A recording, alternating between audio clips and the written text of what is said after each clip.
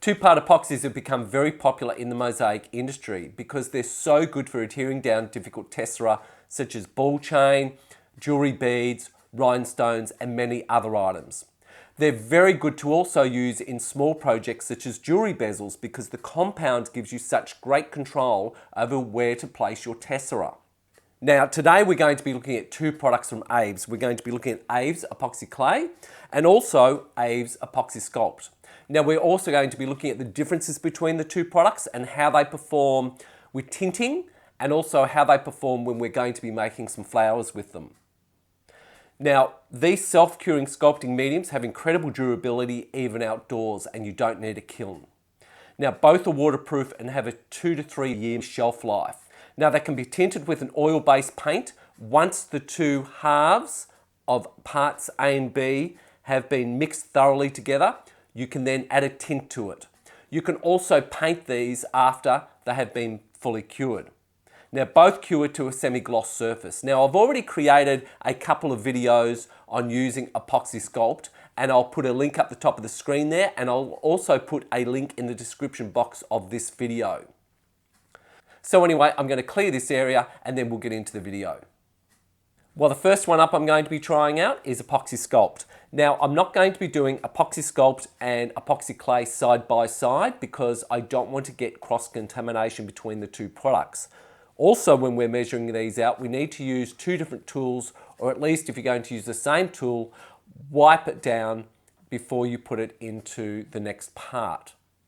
Now, when we're going to be doing this, we need to get 2 equal parts of parts A and parts B, which is very, very easy. You don't have to use kitchen scales. You can if you want to, but I'm just going to eyeball it. It's not really a rocket science thing. You just need to get them fairly close together. So I'm going in now with parts A and I'm going to get my tool out. And this test will be on colouring. So there we go. And it's reasonably soft. Close the lid on that. Now, as you can see, I've got some here. If I was to put that in part B, it would cross-contaminate it. So what I'm going to do now is I'm going to use the other end. Open that up, roll this round in a ball. Always use gloves.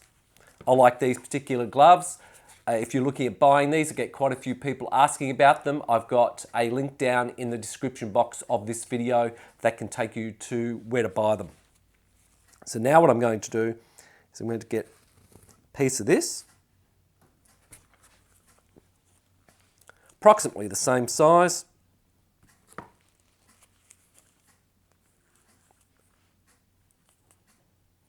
Fraction more.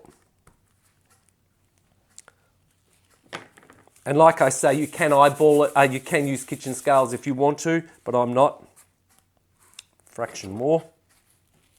Oh no, I think that'll work. That'll be fine. That'll be enough.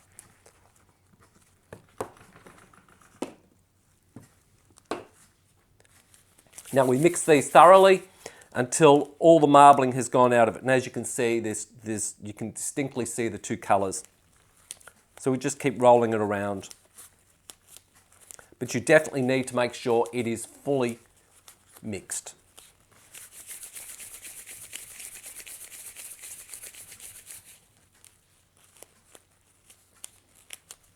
Now I like to use gloves at all times when I'm handling Epoxy Sculpt or Epoxy Clay.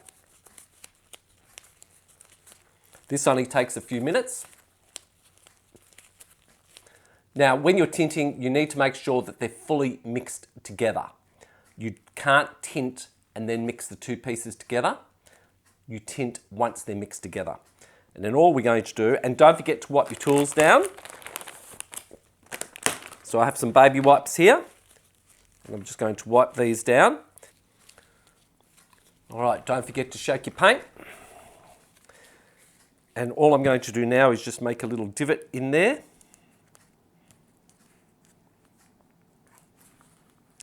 Just like that. We'll get this.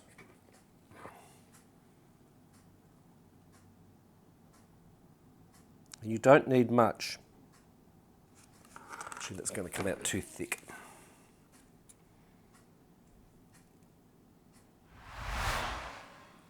It's probably a bit much.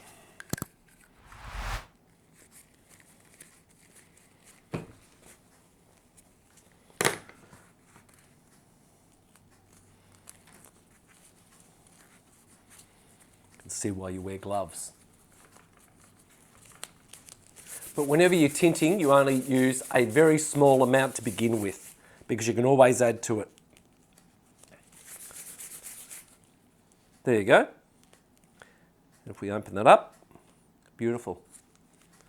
Okay, now the next one we're going to do is we're going to do a tint with tinsel. So I'll put that one there. And I'm going to just wipe my hands down. I want to clean it up so as I don't get cross-contamination with anything. And now the baby wipe has gone nice and purple. It's about the size I want. Always put the lids back on when you're doing this. Whoops, that side I want, there. When you're finished, always close the lids up. Now, when you're using any tints, you really need to do your own R&D. You really need to make sure that you do the research and development to make sure the product works with it. Now, Aves do recommend oil-based paints over acrylic paints because you just need a little bit of oil-based paint rather than quite a lot of the acrylic paint. Otherwise, the medium will go a bit goopy. This could have had a bit less when I did this, but it's still working fine. So now what I'm going to do is try this tinsel. I think that's about all I'm going to need. Personally, I think the oil-based paint works probably the best, to be honest. But tinsel may be better if you're tinting this for outside. But that's a beautiful blue. I mean, that's really very beautiful, that. Now we're up to the epoxy clay. So get some of that out.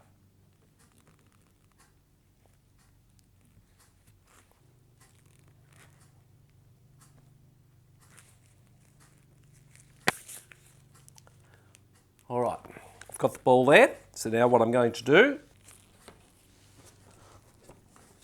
I'm going to fold that into itself. There you go.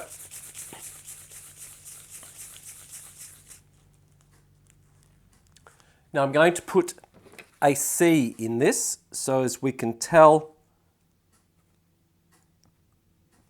that this is the epoxy clay. Just like that. Okay, I'm ready to go. I've got my little divot in there. I'll just get some tinsel.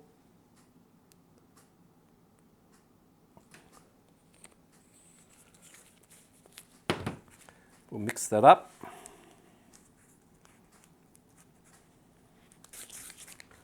And I'll put a C on that one as well because we know that's the epoxy clay.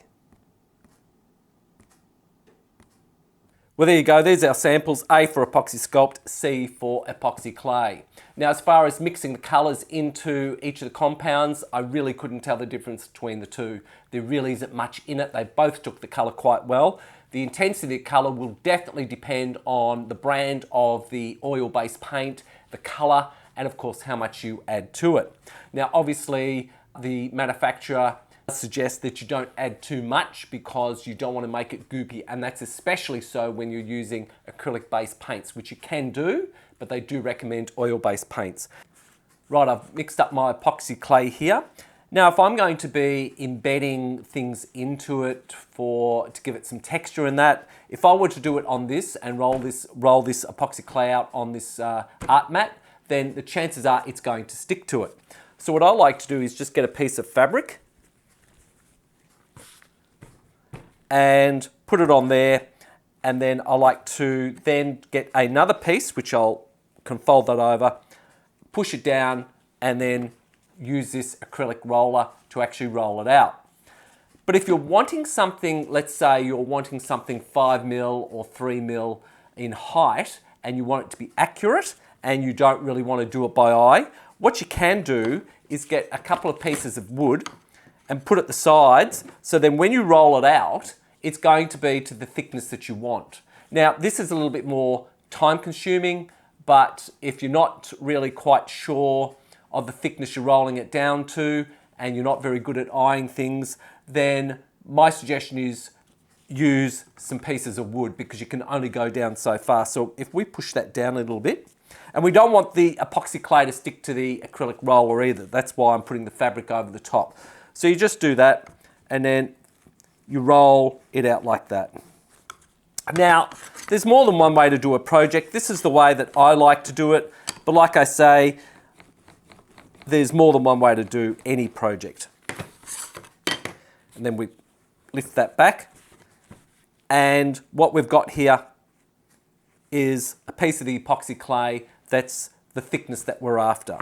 So now what we want to do is we want to embed something into it. So you can use anything. You can use this particular tape here and push that into it. And then if we embed that down further and then pull that up, and it creates a bit of a textured look, and I don't know whether the camera's going to pick that up on screen. Now, another way you can do it, you can use a stamp. I just get, this is one of my stamps from polymer clay, when I used to do polymer clay, and I just put it over like that, stamp into it, press firmly, and then peel that off. And there you go. And you've got your stamp all stamped into that. You can use a piece of Glad wrap if you want and put over that and then do the stamp if you want to do that as well. But I just get there and just wipe a little bit of the epoxy clay off if it happens to stick to the stamp. And then what we can also do is we can also cut this out. So I've got my blade here and now I can cut this out to whatever shape I want. So if I want to do a heart, I can get there and just do whatever shape type you want, whether you want a wonky heart or a very symmetrical heart, it's up to you.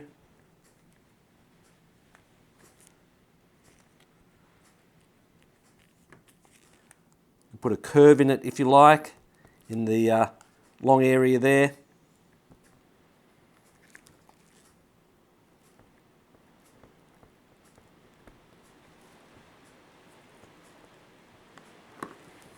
There you go.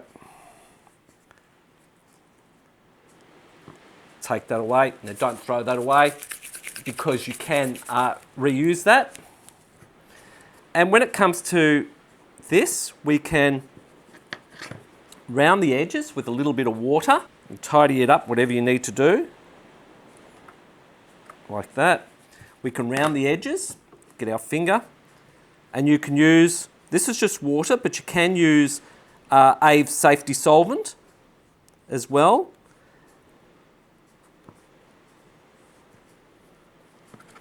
Just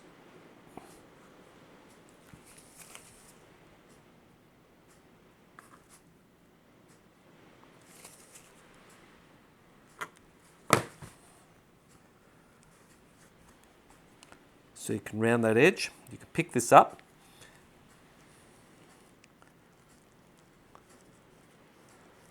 Around that as well. Smooth it out. Now if you find it's a little bit soft, you can leave it for 15 or 20 minutes and you can then go into it. There you go.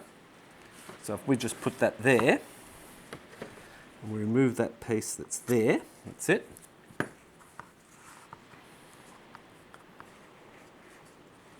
Just a little bit more water here. Smooth that edge out on top because you don't want it as a very sharp edge. You really want to smooth that edge out. So you can do anything you want and then you can paint that further down the track. Again, you may want to use you may want to do it out of your tinted epoxy clay that we did earlier. It's personal preference. Now we'll just set that aside And we'll do something else with this. And you can embellish things into it as you go. For instance, if you've got any beads or anything, you can embellish it if you want. It's personal preference. So we'll put that in there. So let's do a leaf. Just roughly.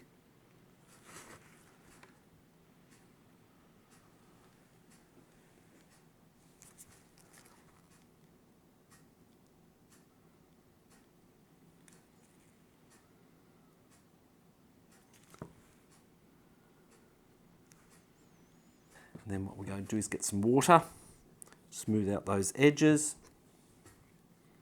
So you can create a really nice smooth finish, and if you get fingerprints on it, you can wipe them over with water or Aves safety solvent. If you don't like what you're doing, you can just get it and roll it up into a ball again and start afresh.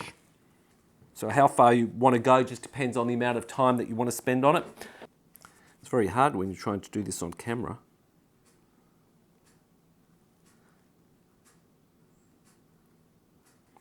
So you can do lots of different things with it. Then we can put that aside.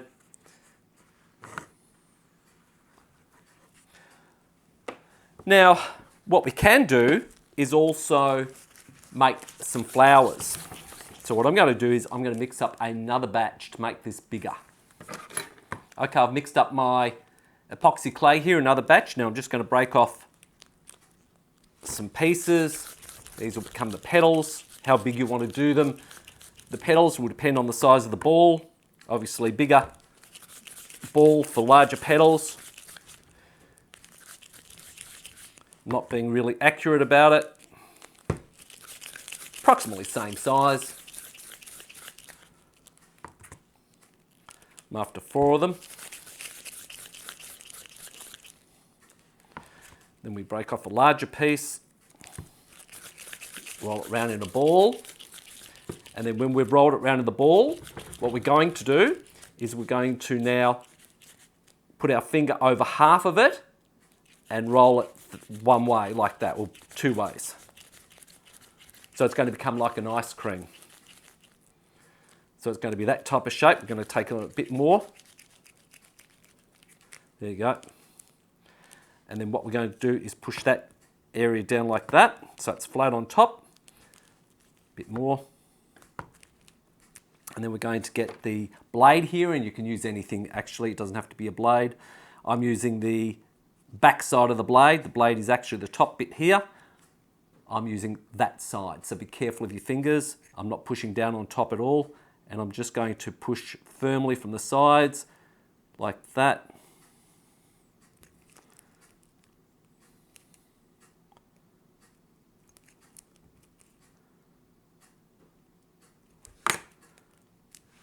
Leave that aside. I'm going to get this and push in my finger, in my palm of my hand here.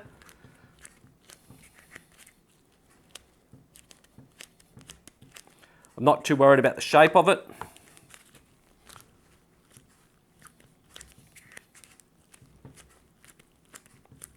You can spend as much time on it as you want to, but people generally look over the overall piece. They don't actually look at an individual item like a petal or anything like that, so I'm not too concerned about that. But like I said, you can spend as much time on it as you want to get it as good as you want.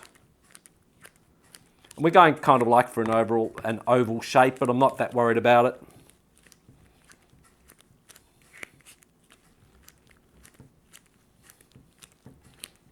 And I always clean my gloves between making every batch of epoxy clay or epoxy sculpt.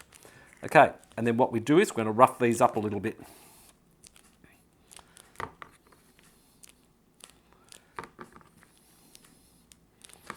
And we're going to get one.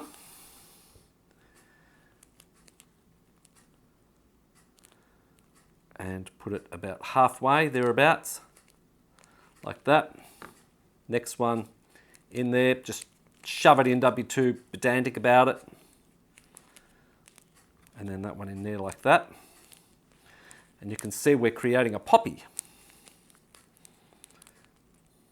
And we're going to push it all together so it all sticks together. Take off the excess bit, we don't need that. You can do as much work as you want on those. And then we're going to then get this and cut the base off it. So we're going to slice it through there, being very careful of your finger.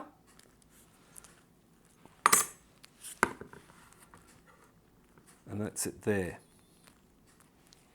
And that's our poppy. Whoops, just clean that up a little bit.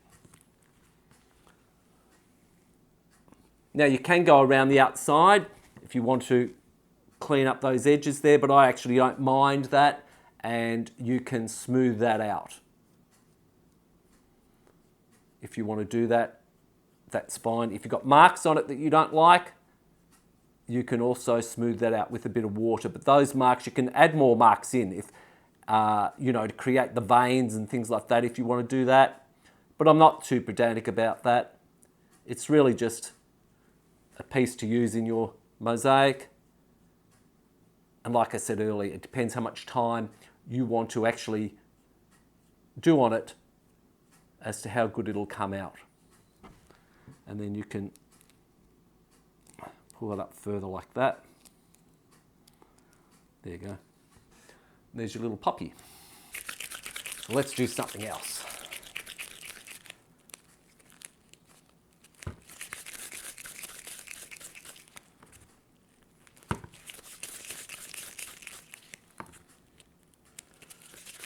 Okay, push that down.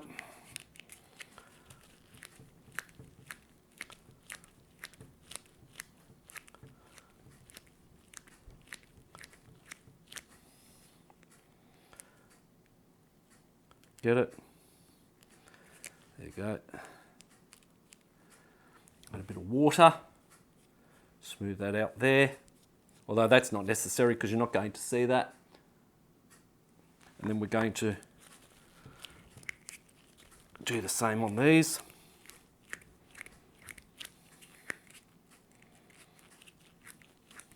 And when I create flowers, generally I like to use odd number petals. On the poppy I didn't.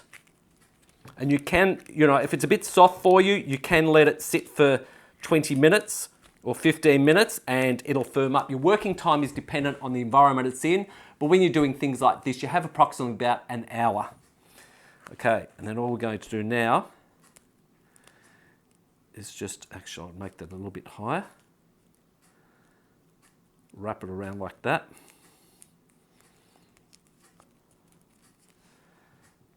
And that piece, actually this piece I'll use.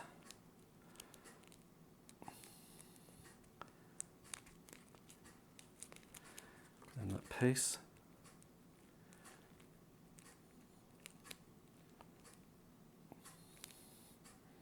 Again, I'm not being too pedantic about it.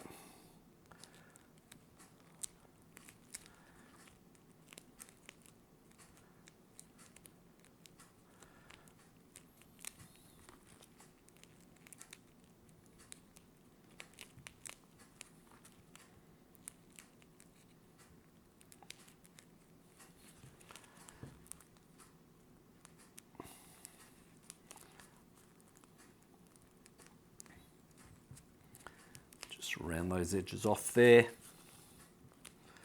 Smooth that down so it grips to it. And then make a little flower. Not perfect, but it will be fine for our needs as a demonstration. And again, we get our blade, we slice through.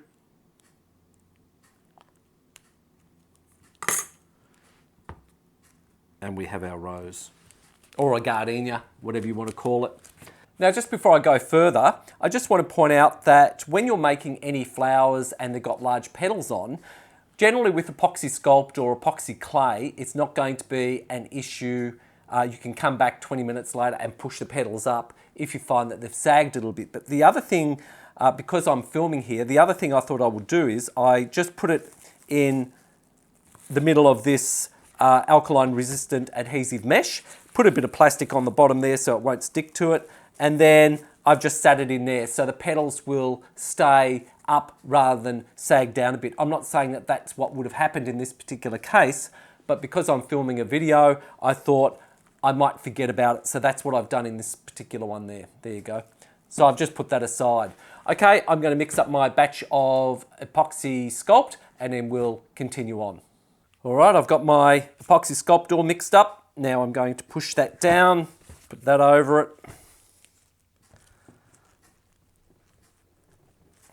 Push down firmly on it. There you go, not much there. We just give that a bit of a wipe over. There you go. It's got some nice detail in it, that one. Then we're going to cut out a heart. It's great because you can shape these things with epoxy clay and Sculpt. You can shape them really nicely. There you go. Doesn't take too long. Right, so what we'll do is we'll put that aside and we will now do a leaf. We can go over the surface of it to get rid of any marks that we don't want. Again, I'm not after perfection. There you go. And there's our very black leaf. Okay, now I'm up to creating the poppy. I have to say, I think this is a bit stickier compared to the epoxy clay. But of course you can leave it sit for about 20 minutes, as I said earlier, and that would take care of that. But me being me, I'm not going to be doing that. There you go. Put that aside. It's not perfect, but then, like I said earlier, you can spend as much time on these as you want to.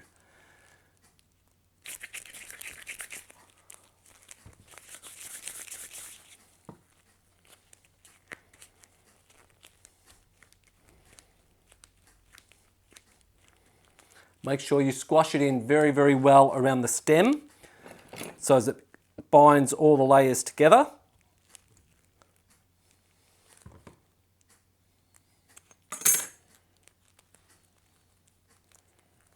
There you go. Well, it's been 24 hours and I'm really happy with how these have turned out. They've all cured very hard and very durable. Now, I know there are imperfections in these pieces, but like I said in the video when I was making them, if you don't want any imperfections, then you can spend a bit more time on taking those imperfections out. Now, I'm really happy with how these turned out. These were the little balls that we created of epoxy Sculpt and epoxy clay, and we added the colorants into them, and they've turned out very, very hard. I thought I may have added a bit much colorant to them, and it may have compromised the integrity of the actual curing process, but it hasn't. It's done a very good job. You can use these outside. You just need to take into consideration that when you're applying any colorant of any type or you're going to be painting them, then you may need to repaint them further down the track. So take that into consideration because it's going to be dependent on the environment that they're in and also the type of colorant you use as to how often you may need to do that. The next step is to, now that these have been fully cured, the next step is now to add some Pearl-Ex powder to, say, the leaf or the heart, and I'm going to add some rub and buff as well because I want to see how adding colorants to these after they've been fully cured goes. So I'm going to clear this area and then we'll be back. First up, I'm going to be adding some Pearl-Ex powder to this heart. Now, like anything when you're painting or creating, it's totally up to you how you want to do it. However, I don't want this video to be longer than what it is, so I'm just going to get my finger in and just dab it, and I'm just going to then wipe it on. And I'm wiping it on so it's only on the surface. I'm not rubbing it into the actual substrate at the bottom there, just on the surface. And you can go around the outside if you want. It's totally up to you. And a little goes a long way with this. Even though it's a very small container, it really does go a long way. Whoops, I've just spilt some. And it's really taken the Pearl-Ex powder really well. And now what I'm going to do is I'm going to add some rub and buff to this. And it looks like the container, the lid has broken.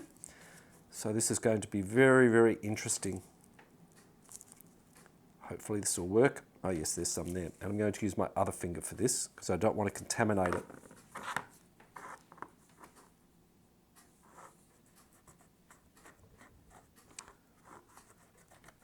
Oh, that looks really good. But I think that works really well. Here's a rose that I made a little while ago, and this has got a coat of paint on it. It's called Extreme Sheen, which is a metallic paint. And I don't know whether the camera is going to pick up on it, but when you look at it from different angles, it looks different from every angle, and it looks really, really beautiful. And here's another one that I did as well earlier, and this is just a paint, and I just added some dimensional paint on top of that, just for the black areas there. And I found that this epoxy sculpt and epoxy clay really does take paints and colorants very, very well. The only thing is that if you look at making flowers for inside, you have a lot more to choose from, whereas outside, like I said earlier, you have to be more concerned about the UV and using colorants that are UV resistant, whereas inside, it's not so much of an issue. And in some cases, when I'm using epoxy clay, epoxy sculpt, I may have to use an actual primer on it because I find that it's not white, whereas the epoxy clay, I haven't had to use a primer. But that's a personal preference. In some cases, you may not need to, but certainly in the case of these, I did use a primer on it first. So anyway, I'll clear this area. We'll bring all the pieces out that I created, and then we'll come back and have a look at the differences between Abe's epoxy sculpt and Abe's epoxy clay. One of the best things about using epoxy clay or epoxy sculpt when creating flowers for outside or other embellishments, or even for inside for that matter, is that you don't need a kiln. The other thing is too, if you're using these products, they're going to be a lot more durable outside and a lot better outside than what it would be to use a polymer clay. Now, there is a distinct difference between epoxy clay and epoxy sculpt. I found that when I was creating my flowers, be it roses or poppies, I found that the detail, epoxy clay held the detail better than what the epoxy sculpt did. I also found that it held the formation of the petals better than what the epoxy sculpt did as well. However, that's easy to get around. All you have to do is just, once you've mixed the two parts together in epoxy sculpt, you can just let it sit there for around about the 20-minute to 30-minute mark and it'll firm up, making it easier to form those petals. Now, if I'm going to be adhering things down into a mosaic, I'm going to be probably wanting to use epoxy sculpt because it's smoother and it's softer. So I'm finding if I'm going to be adhering ball chain or rhinestones or anything like that, I'm going to probably want to use epoxy sculpt. But if I'm going to be making flowers and other embellishments where detail is going to be involved, or forming of petals or anything, then my preference will be epoxy clay. But that's not going to be a deal breaker. I'm quite happy to use either one for embellishing, or I'm quite happy to use either one for embedding into, if I'm creating a mosaic and I'm wanting to adhere down some rhinestone chain or something like that. So anyway, I hope you've taken something away from the video. I hope it's helped you. If you look in the information box of this video, you will see a couple of words that says show more. Click on those and they will take you to some other links of products and also other links of some videos that I think you might be interested in. If you have any comments, put them down in the bottom of the comment section of the YouTube channel, and I'll see you in the next video. Enjoy.